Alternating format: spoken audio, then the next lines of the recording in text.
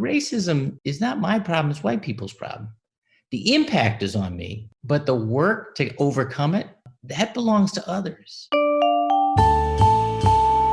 Hello and welcome to the GZERO World podcast. Here you'll find extended versions of the interviews from my show on public television. I'm Ian Bremmer, and today is all about race, inequality, and why it feels like so little has been done to solve America's deepest social problem. I'll dig into it with the former governor of Massachusetts, Deval Patrick. Let's begin.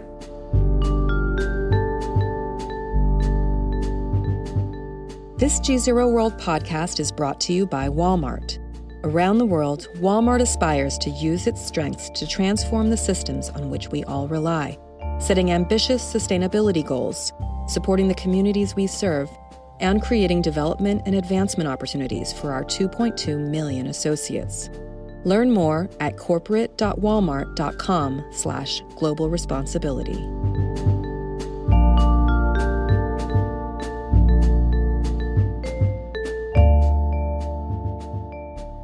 Former governor of Massachusetts and presidential candidate, Deval Patrick, great to be with you. Good to be with you, Ian. Thank you for having me. So much to talk about. We're at a very remarkable moment of American history. Protests blanketing the country in the midst of a global pandemic, certainly not where any of us thought we were going to be at the beginning of the year. I have to start this off by asking you what you think these protesters and the leadership of the Black Lives Matter movement should be demanding at this moment. Well, first of all, I want us all to share in the gratitude that I have to them, because I think in addition to calling attention to police excesses, so many more of which occur, without being videotaped than the horrific ones we have seen. They are also calling attention to what the lasting and pernicious issue that underlies so much of police culture and so much, frankly, of our criminal justice system, of our healthcare system, our housing, our education systems. And that is the ways in which we have gotten accustomed to the devaluing of Black life. And the outpouring of personal testimonials that you and I and everyone is reading today and listening to from people in the business world, people who are pro athletes, from students, folks from all corners of the country. They aren't as devastating as that awful videotape of George Floyd being killed by a police officer, but they are in their own way connected to this idea that Black people are presumed dangerous, presumed guilty, presumed less competent, presumed less reliable, and on down the list. And we've got to get at that, I think, in order to make America true to what we say we are. I mean, it's one of those rare bipartisan issues in Washington, criminal justice reform. So, when you look at what's happening right now across this country, I mean, this isn't one or two cities, not one or two states. Do you have any optimism that things can quickly get better? And where would you point to likely progress if we were to get the agenda right? So, Ian, I am cautiously optimistic. I am by nature optimistic, but I do think that the protests have brought a certain urgency to these issues that we don't always see. I think the bipartisan support has mainly been around sentencing reform, which is critically important. The warehousing of people and the failure to prepare the 95+% of folks who are in to be out again one day and back into productive and mainstream life is enormously important. And we have been walking away from that for 30 or 40 years. And there does seem to be bipartisan understanding. I think coming to the same place for different reasons, but bipartisan understanding that needs to be fixed. Policing is a subpart of that. We have not had bipartisan support for that, at least in a very public way until now. In fact, I remember, I think I'm right, that at the end of the Obama administration, following the shooting and the unrest in Ferguson, the president convened a commission on 21st century policing, and they came up with a list of really terrific and quite detailed recommendations. And when the Trump administration came in, then Attorney General Jeff Sessions was very public about withdrawing those recommendations and shelving the report. So I'm not sure there is yet bipartisan support on reforming policing. Now, as I said, because the protesters seem so much to be getting at the underlying issue of what it means to be truly equal and what true equity means in policing and beyond. And because that support seems to be coming, again, judging by the photographs I see from all sorts of people in all corners of the country. If we can do what we don't normally do in America, which is actually sustain our attention for a period of time, we might actually be able to see some real good come out of this soon. We are seeing people of all stripes showing up at these demonstrations and protests. At the same time, there is a pandemic on. And I mean, so last week and a half, we've seen very little of Dr. Fauci, of Dr. Birx. How do you deliver a message like that without undermining both the pain and the progress that is at stake here? Very, very gingerly. I mean, it's we've had, my wife is a cancer survivor. She's recovering not quite even 2 years now.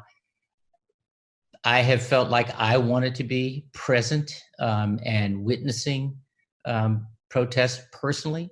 And she's basically said, not if you want to come back home afterwards. Because, for a couple of weeks. Yeah, exactly. Exactly. Because we all have to care about her health. And I think people are making those kinds of judgments all over the country. We're also, at the same time, I think just on a human level, if I may say, Ian, we're hungry for the company of other people. We're hungry for connection and community under any circumstances, but especially after a couple months of being self-isolated in this way, and to come together around something as meaningful as the current issues, I think is enormously important. Trying to be socially distant under those circumstances, it's gratifying to see so many of the protesters wearing masks, but not all do. And it is tough when you're being, herded behind police riot gear to stay 6 feet apart. So it's deeply concerning. So we see one of the biggest expressions visible from space in Washington, D.C., a massive mural on the street saying Black Lives Matter, put out there by the D.C. mayor. And then the next day after that says, defund the police. And we see in Minneapolis as well, city council coming out with agreement to defund the police. Well, everyone talking about this. Obviously a lot more controversial than Black Lives Matter. What do you think about that message as a rallying cry for many that are out there on the streets and are leading this movement right now? I get it, Ian. I'm not there yet personally. I mean, I have a little bit, to be honest, the reaction I did to the calls to abolish ICE. Someone has to do that job. And to me, more to the point is, how do we get policing right? I understand the slogan. I understand what it points to. But what I want is to be able to count on the police to build real relationships with community, to be a source of safety and order, and not just a source of control and and in many cases, violence. There are lots of really great rank and file police officers.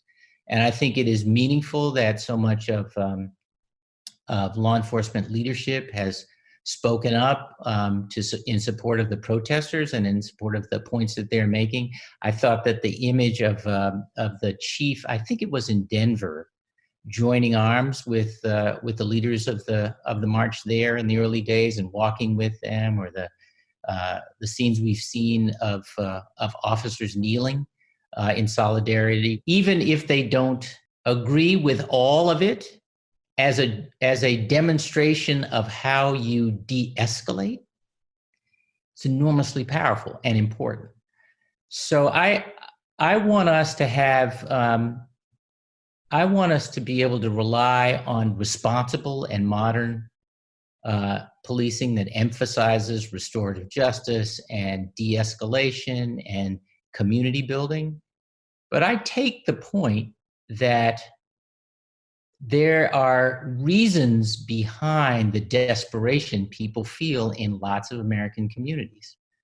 For a long time in Black and brown communities, increasingly in white communities too. You know, the economic unease, the social isolation, the way opioids have come in to fill that void, the way those issues become issues at election time and then disappear in between elections.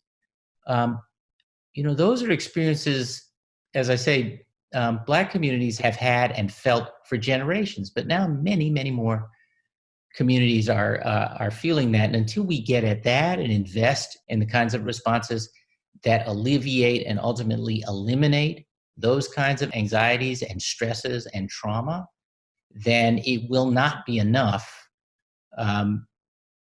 simply to train police officers how better to de-escalate. I think that may be, this is how I sense what the slogan "Defund the Police" is getting at. Now, there are a lot of people that are debating today the issue of structural racism. A lot of white people coming out and saying, yeah, there's racism in the United States. There are a lot of individuals that act in a racist way, and we need to do something about that. And very few people trying in any way to justify what was behind that video that we all saw in Minneapolis. And then in the Black community, you have a lot of people saying, no, you don't get it. This is actually about a system that is institutionally racist against people of color. Deval, how do you talk to people to try to bring them together when the divisions about the nature of the problem are that fundamental? Well, you know, we've never been able to have this conversation very well, I think, in America. You know, sometimes it feels like we divide between those who say, you know, we've made profound change. Look at all that happened in the 60s and we're done. And those who say we are in the same place we were, you know, at the end of slavery. I've heard some rhetoric that we are the same as we were in slavery. In fact, both are true in the sense that we have made extraordinary progress, much of it in my lifetime, by the way, in the access, the freedoms, the equality and opportunity of Black and brown Americans. But we have a lot to do. And it isn't always manifest in the violence visited upon George Floyd and incidents like that, although it is. And anxiety about that is something that every parent of a Black child thinks about and you know, talks about with their kids. But there is a lot more to this, Ian, that gets at what my wife sometimes describes as the indignity du jour. You know, the notion that you expect, especially if you're driving a nice car in a so-called white neighborhood, that you're going to be pulled over. The numbers of times you're called the N-word or something else, sometimes by people who think they're joking. You know, I have given up going to baseball games and football games because I just don't want to have to listen to some drunk fan calling the players the N-word or ape or something like that. I just don't want to hear it. You think about Amy Cooper. Remember the videotape of the woman in Central Park? I think what that demonstrated is that she understood that by pretending to be threatened by a black man, she could rain holy hell down on that man.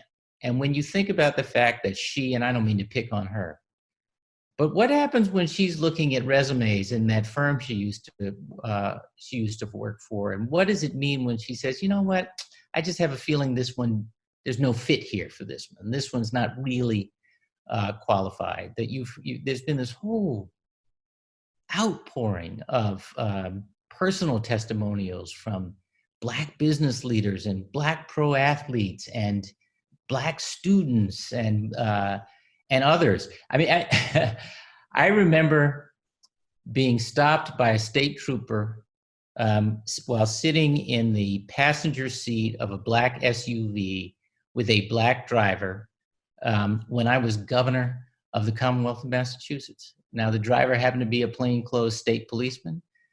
I was governor. It was a rookie state trooper, as far as I could tell, but he still, when he stopped us and asked, he couldn't quite process what this scene he was seeing. In my own life, I have known deep, intimate, loving relationships across differences. So that it's not that I see evil everywhere. I think the curse of being Black, if you will, is that we're constantly asking ourselves whether the things that went wrong in our lives or went sideways were on account of race. And the sad fact is that statistically and based on incidents, it is often true.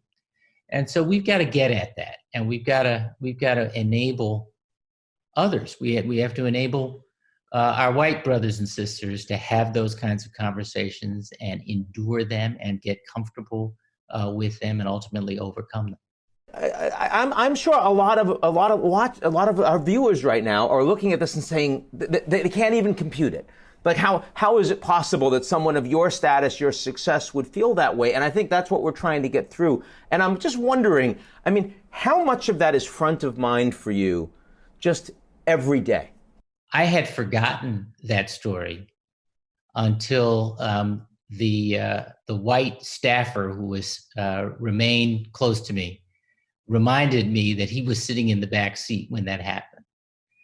And I think in some ways there's a device, there's a tool you develop where you just learn to put it down and keep moving. Not everybody, but to put it down and keep moving. You know, racism is not my problem, it's white people's problem. The impact is on me, but the work to overcome it, the work to see that it is more than being called an offensive word that cuts, that belongs to others. Now, you were governor of Massachusetts, again, state I grew up, Chelsea, Mass. Understand just how divided Boston has been from a racial perspective. And I wonder, I mean, how much did you, what were the challenges that you looking back on what we're seeing right now? I mean, you know what the police department was like in Massachusetts when you were governor.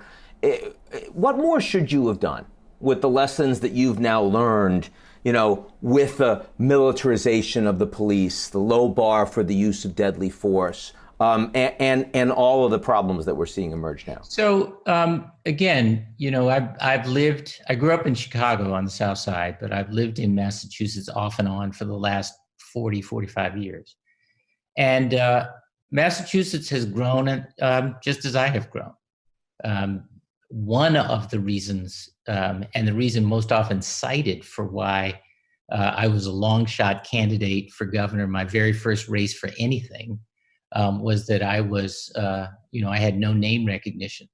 But, there are an awful lot of people who just said out loud, Massachusetts is not going to elect a black governor, certainly not with with a Black population at, hovering around 5% of the total population. But I learned to engage. I learned to push past the first impressions that people had, the suppositions that people had. I'm a pretty good listener, and as I said earlier, I'm curious about people, and that has served me not just politically, but in the rest of my life and career as well. I think that the question of criminal justice reform was remarkably difficult, even for our Democratic-dominated legislature, who were at that time still seized with the fear of being called soft on crime rather than smart on crime. We had a plan going in to add resources to local police departments in order to enable community policing, which is a strategy that works. And 15 minutes after I was elected, the bottom fell out of the global economy. And so resources were constrained. We didn't do anywhere near as much as we might have in that respect. On the other hand, I think about the aftermath of the marathon bombing and how much we had to ask of local law enforcement in Boston and elsewhere, how much we had to ask them to set an example that we were, all of us, challenged to turn to rather than on each other, which could easily happen and often happens in moments of shock and fear of that kind. And huge rally around the police force from the community after that bombing. People stepped up. They stepped up, and people stepped up. So there was a kind of a gratitude publicly expressed, not just by me, but by everybody, by regular citizens, for that kind of professionalism. And think about this. The day that the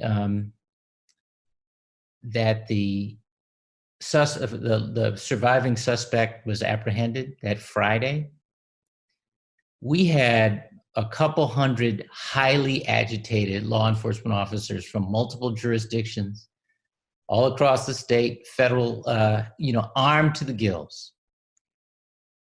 Any one of which, under that kind of emotional circumstance, would gladly have taken out that remaining suspect.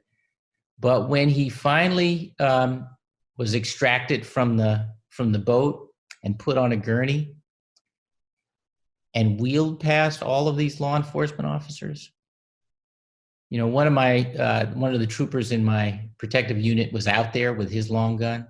He said there wasn't a crossword. There wasn't nobody showed any disrespect. They were solemn and serious and understood what had been asked of them and expected of them by all of us. So I know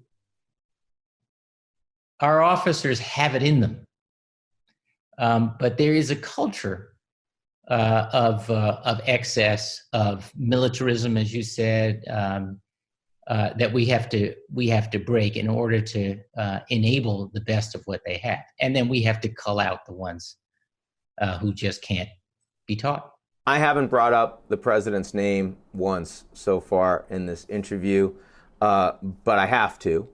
So we've now seen President Trump's response to these protests across the country. Obviously, incredibly divided times in the U.S. Have you been surprised by anything that's come out of the White House at this point? Anything? How do you? So let you react to it. Ian, I'm old-fashioned, I guess I would say, in the sense that I don't actually want the American president to fail. He wasn't my pick. He's not my party, but he is our president. And I wanted to be surprised, but I wasn't. We are cursed with the worst possible leader for the circumstances we are in. And I would have said that about COVID-19 and still do. This is a time when we need, as I said, to turn to, not on each other. When we need empathy, when we need understanding, those things can live alongside being firm. And when we need, a willingness to think about others and not just yourself. And this president has shown time and time again, he is incapable of thinking beyond himself at any given time. So, I wish I'd been surprised, but I haven't been. And the notion that a repeatedly lawless and chaotic president would call for law and order and describe himself as your law and order president was just almost laughable. You've said that all racists voted for Trump, but not all Trump voters are racist. There are a lot of white Americans, too, as you've suggested, that have felt on the wrong side of inequality, and increasingly so, oppose immigration, oppose free trade, and oppose all this talk of Black Lives Matter when you're not taking care of me. And that grew under 8 years of President Obama. What do you think, leaving aside Trump as president for now, what do you think can be done to reach out to those people at this time? Yeah, I mean, I do think that the one truth that candidate Trump spoke was when he talked about how current politics and the economy aren't working well enough for most people. And by the way, it's the same thing that President Obama, that candidate Obama spoke about, and that President Obama spoke about as he was leaving office. It's true. I'm a loyal Democrat. I don't think you have to hate Republicans to be a good Democrat. But I do think that we have yielded a lot of ground to the hard right over a long period of time, not just, in the last 3 years, that has led to where we are today. The economic uncertainty and inequality, the retreat from public education, the overemphasis on policing, and the disparities in sentencing around the kinds of crimes that Black people have been responsible for versus others. You see these disparities in our healthcare system. It still blows my mind that you listen to Republicans talk about supporting at some level every feature of Obamacare until you get to the Obama part. And then it's like, we have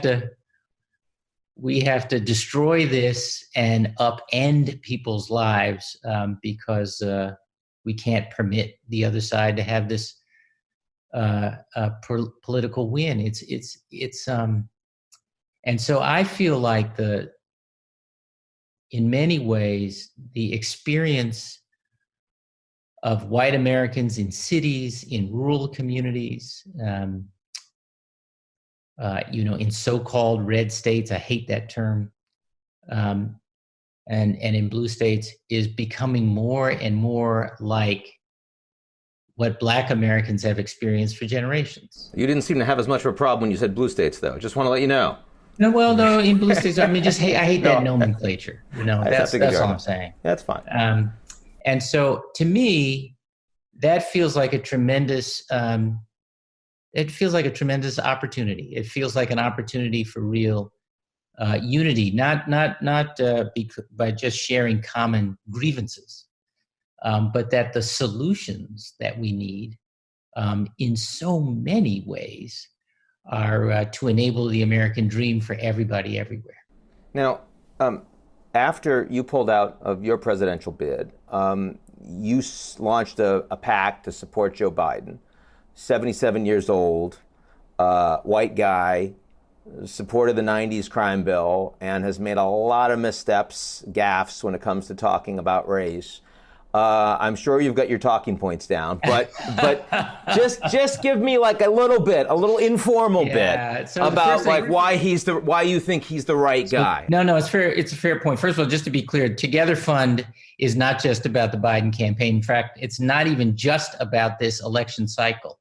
It's about encouraging and elevating the values of generational responsibility, of servant leadership, of community building as frames for how we make policy, and supporting candidates for the Senate and the House, as well as the president, who are willing, frankly, to lose in service of those values. And I think, look, I've known Joe Biden for a long time. He was chair of the Judiciary Committee when I was nominated by President Clinton to head the Civil Rights Division.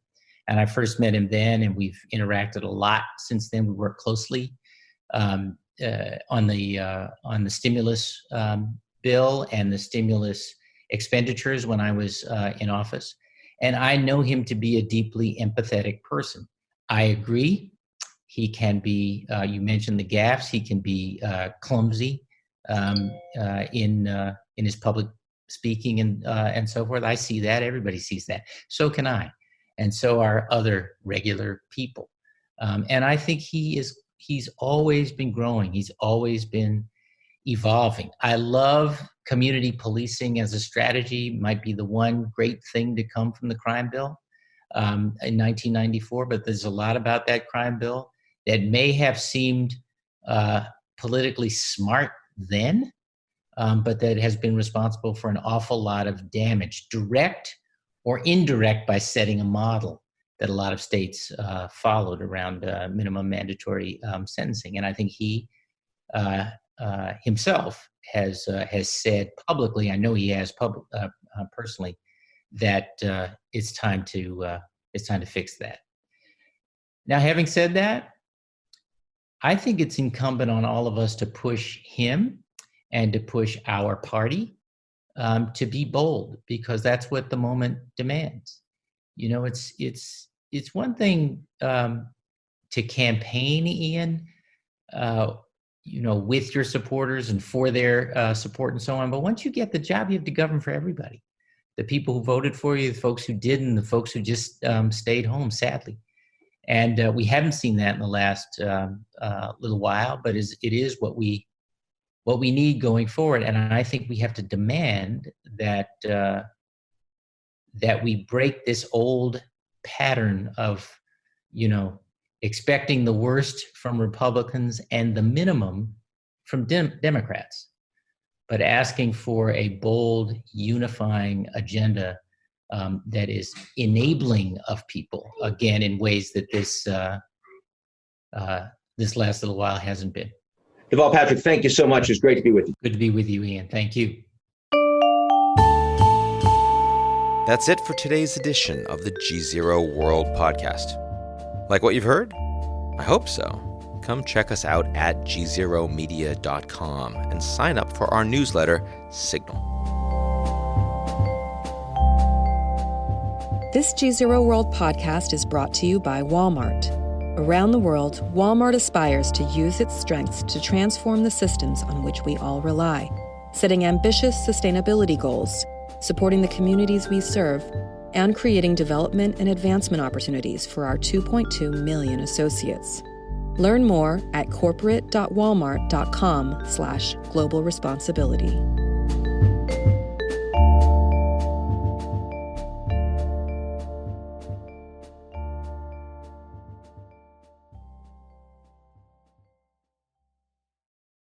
You're listening to the GZERO World with Ian Bremmer podcast, your weekly geopolitical deep dive into the world's biggest news stories, featuring in-depth conversations with global leaders and newsmakers. To get more of GZERO's insights on global politics every morning, sign up for our free newsletter, GZERO Daily, at gzeromedia.com.